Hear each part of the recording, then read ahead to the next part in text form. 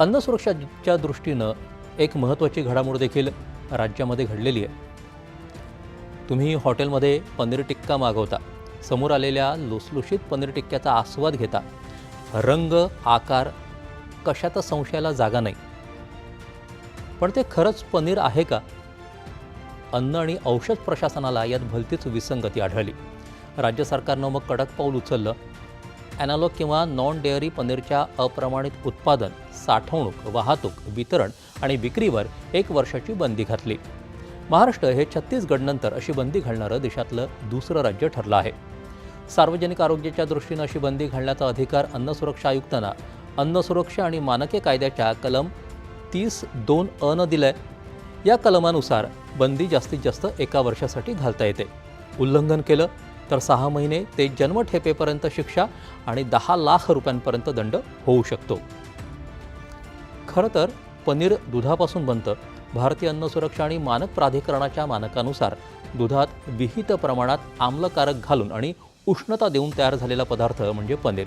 तर ॲनालॉग पनीर म्हणजे दुधाऐवजी किंवा दुधाबरोबर वनस्पतीजन्य चरबी, स्टार्च, इमल्सिफायर आणि इतर घटक वापरलेला पदार्थ. तो दिसायला आणि वापरायला अगदी पनीरसारखा दिसतो, पण तो पनीर नाही. महाराष्ट्र अन्न आणि औषध प्रशासनानं एप्रिल 2025 ते मार्च 2026 दरम्यान राज्यभरातून 308 पनीरचे नमुने तपासले. त्यापैकी 109 नमुने म्हणजे 35.4% दर्जाच्या मानक कसोटीवरती पात्र ठरले नाहीत. यात 79 नमुने निकृष्ट तर 30 नमुने असुरक्षित आढळले. प्रयोगशाळेतल्या तपासणीत नैसर्गिक दुधातलं फॅट काढून त्याऐवजी स्वस्त वनस्पतीजन्य तेल वापरल्याचं आढळलं. हॉटेल, रेस्टॉरंट, केटरर आणि क्लाउड किचनमध्ये ग्राहकांना माहिती न देता अशा पनीरचा वापर होत असल्याचंही समोर आलं.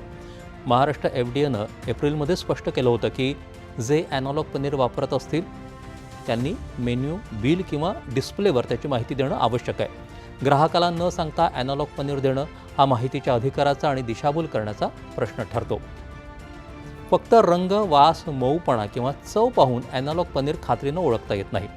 काही तज्ज्ञांच्या मते पनीरचा तुकडा तव्यावर गरम केल्यावर ॲनालॉगमध्ये तेल सुटण्याची शक्यता असते, तर खरं पनीर बाहेरून सोनेरी होतं. पाण्यात उकळून थंड केलेल्या पनीरवर आयोडीनचे काही थेंब टाकले आणि ते निळं झालं तर त्यात स्टार्च आहे हे कळतं. मात्र ही प्राथमिक चाचणी आहे. अंतिम खात्री प्रयोगशाळेच्या तपासणीतूनच होते. पॅकेट घेताना लेबल वाचा. Analogue, non dairy, vegetable oil असे शब्द दिसले तर ते दुधाचं पनीर नाही. आणि म्हणून हा प्रश्न फक्त पनीरपुरता मर्यादित नाही. दुधात पाणी, स्टार्च, युरिया, डिटर्जंट किंवा इतर पदार्थांची भेसळ होऊ शकते. भारतीय अन्न सुरक्षा आणि मानक प्राधिकरणाच्या अधिकृत चाचणी पद्धतींमध्ये यासाठी स्वतंत्र चाचण्या दिल्या आहेत. दूध संशयास्पद असेल तर त्यापासून तयार होणारे दही, खवा, पनीर आणि मिठाई हे देखील संशयाच्या भोवऱ्यात येतातच. प्रशासनानं आता केवळ दुकान किंवा हॉटेलवर लक्ष केंद्रित केलेलं नाही. जुलैमध्ये राज्यभर दूध संकलन केंद्र, डेअरी, वाहतूकदार, वितरक, घाऊक विक्रेते आणि किरकोळ विक्रेते यांच्यासाठी अधिक कडक नियम लागू करण्यात आले आहेत. आयुक्त तुकाराम मुंढे यांच्या नेतृत्वाखाली जुलैच्या विशेष मोहिमेत अन्न आणि औषध प्रशासनानं 24,632 लिटर संशयित किंवा निकृष्ट दूध आणि 14,064 किलो दुग्धजन्य पदार्थ नष्ट केले आहेत. मग ग्राहकांना काय करायचं? तर अन्न खरेदी करताना काही साध्या सवयी महत्त्वाच्या ठरतात. अतिशय स्वस्त किंमत दिसली तर प्रश्न विचारा. पॅकबंद पदार्थाचा लेबल आणि घटकांची यादी तपासा. भारतीय अन्न सुरक्षा आणि मानक प्राधिकरणाचा परवाना किंवा नोंदणीची माहिती पहा. हॉटेलमध्ये ॲनालॉग वापरलं जात आहे का हे विचारा. संशयास्पद अन्न आढळलं तर संबंधित अन्न सुरक्षा यंत्रणेकडे तक्रार करा.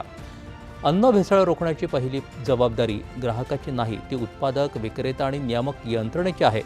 पण ग्राहक जागरूक असेल तर भेसळीला चाप बसणं शक्य होतं. आता पाहूयात महत्त्वाची आंतरराष्ट्रीय बातमी.